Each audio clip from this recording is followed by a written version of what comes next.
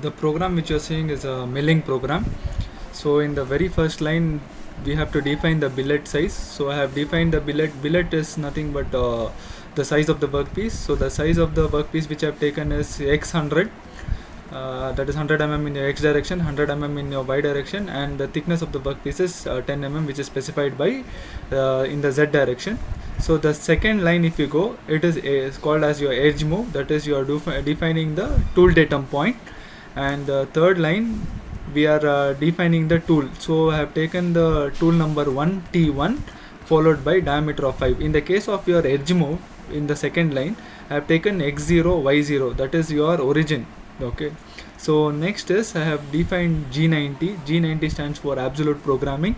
In absolute programming we are defining all the coordinates with respect to the tool datum point or with respect to the origin. G21 stands for metric system, and G94 stands for your feed rate in per minute. Okay. So since we have already taken G21, that is your metric system or millimeter, so G94 will be millimeter per minute, that is your feed rate will be in millimeter per minute. G40 stands for your cutter radius compensation cancel. G80 stands for your canned cycle cancel.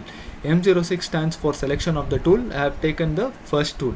M03 stands for spindle on in the clockwise direction, and with a speed of 1000 rpm. M08 stands for your coolant on in the form of your flood. Next, G00. The G00 stands for rapid traverse. I am rapidly moving the tool to x0, y0 and z2, that is near the origin. I am just giving 2 mm offset in your z direction because it should not touch the workpiece. Next, I have taken again G00, x10 and y10. So I moved the workpiece to the point which is which is 10 mm in your x direction and 10 mm in your y direction from the origin.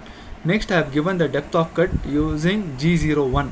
G01 stands for linear interpolation, that is linearly you are moving the tool or you are doing the cutting operation in the z direction. So here I have given z as -2, which is taken as the depth of cut along with the feed rate of 20 mm per minute. Next, G01, I am using the linear interpolation to move it to x70 and y10, that is 70 mm in x direction and 10 mm in the y direction. Again I have taken linear interpolation of 90 mm in your x direction and y that is your 30 mm in your y direction. So again linear interpolation with respect to 90 mm from the origin and 70 mm with respect to the origin. So this will give you the tapered cut. The previous line gives you the taper cutting, whereas here it is moving linearly. Next, G02 stands for circular interpolation in the clockwise direction. So whenever you are going to move, whenever you are trying to cut any profile in the circular direction, and depending on the movement of the tool, whether it is in the clockwise direction or in the anti-clockwise direction, we have to specify the x direction, y direction as well as the radius. So at the end point, now here I have given 70 mm with respect to the x direction, 90 mm with respect to the y direction, and a radius of 20 mm, that is the cutter radius arc. Next, I have again moved with respect to linear interpolation, that is 35 mm with respect to your x direction and 90 mm with respect to the y direction. Now again you have a circular interpolation which is called as your G03, circular interpolation in the anti-clockwise direction or counterclockwise direction. So here I am moving 10 mm in your 10 mm with respect to your origin and 65 mm with respect to y direction from the origin with a radius of 25 mm. G01, again I am moving it linearly with respect to nearer to the origin. So I am giving a dimension of 10 mm in your x direction and 10 mm in the y direction. So after cutting the entire profile, so now for doing this profiling, I have moved the tool in the anti-clockwise direction throughout.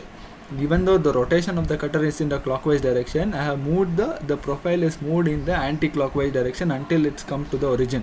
Now once it is reached your profile is complete, we have to lift the tool from its initial position. So that is why I have given G01, which is called as your linear interpolation in the Z direction. So I have lifted the tool 5 mm above. So once you have done with respect to once your tool is out of your once it is lifted up, then you can stop the spindle, which is given by your M code, that is your M05 spindle off, M09 is your coolant off, and M30 is the program end plus rewind, so that it will, in the case of your mass production, the same program will repeat. I hope this program will help you. Now here, to run the entire program, take the cursor to the initial point, that is to the starting point, press your F9, which is called as your simulate. Okay, once you have done that, check the syntax. Syntax is checking for any mistakes with respect to the program which you have done. So click and give an enter, so that it is showing a message now your CNC program is okay, that is it is free from any errors or syntax errors. So once you have done that, press F9 once again and start running the program. Run the program. Click on the run the program. So you can see the tool, it is moved to the origin. From the origin, it is moved to point number 1. So I am rotating in the clockwise direction. I am moving the profile in the anti-clockwise direction. Linear, linear, linear, followed by circular interpolation in the clockwise direction. Linear interpolation, circular interpolation in anti-clockwise direction. It has come to the origin. The tool is lifted above, and then you are ending the tool. So the same simulation, if you want it in the 3D view, press the F9 button.